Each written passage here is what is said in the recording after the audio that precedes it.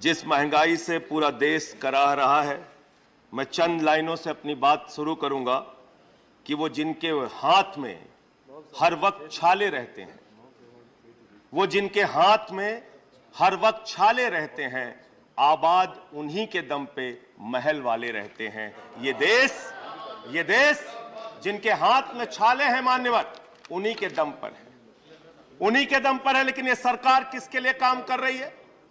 नौजवान कहता है नौकरी दे दो, सरकार कहती है पैसा नहीं है, अग्निवीर लेके 4 साल की नौकरी करो।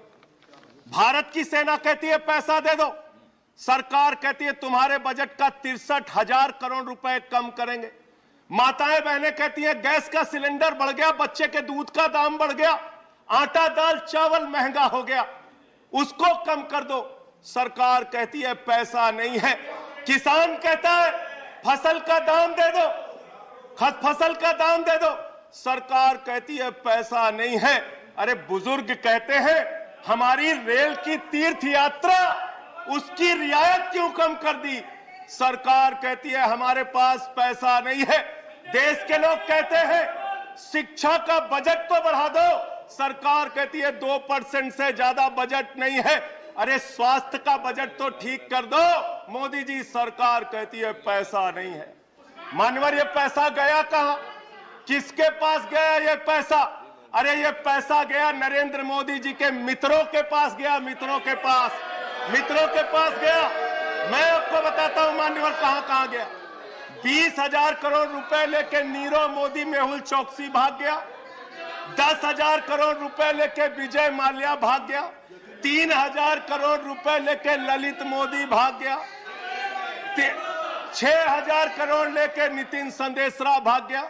और ये मेरी जानकारी नहीं है, ये मेरी जानकारी नहीं मान्यवर, इस सरकार ने बताया पूंजीपतियों का 11 लाख करोड़ रुपए माफ किया। 11 लाख करोड़ रुपए आप जीरो लगाते लगाते थक जाएंगे मान्यवर, इतना पैसा इन्होंने पूंजीपतियों को माफ किया।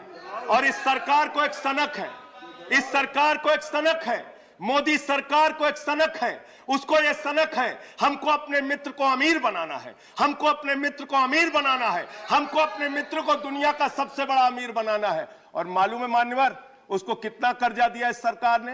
2.5 लाख करोड़ रुपए, 2.5 लाख करोड़ रुपए मान्यवर, 2.5 लाख करोड़ रुपए। जीरो लगाते लगाते थक जाएंगे। एक इंसान को 2.5 लाख करोड़ रुपए और बच्चे के दूध पे टैक्स लगाते हो, आटा दाल चावल पे टैक्स लगाते हो, हिंदुस्तान के गरीब आदमी का खून चूसने का काम करते हो। सरकार किसके लिए चल रही मान्यवर? यह सरकार किसके लिए चल रही है? इसको ध्यान से हमें सोचना पड़ेगा।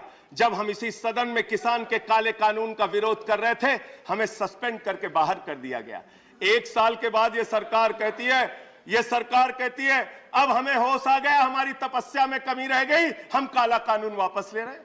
क्यों भाई? 1 साल पहले कानून वापस ले लेते तो 750 किसानों को शहीद नहीं होना पड़ता। आज एक छोटी सी बच्ची, 6 साल की बच्ची ने प्रधानमंत्री को चिट्ठी लिखा है मान्यवर, उसने लिखा है मम्मी से जब पेंसिल मांगती हूं तो मम्मी मुझे मारती है, मम्मी जब पेंसिल मांगती हूं तो मम्मी मुझे मारती है।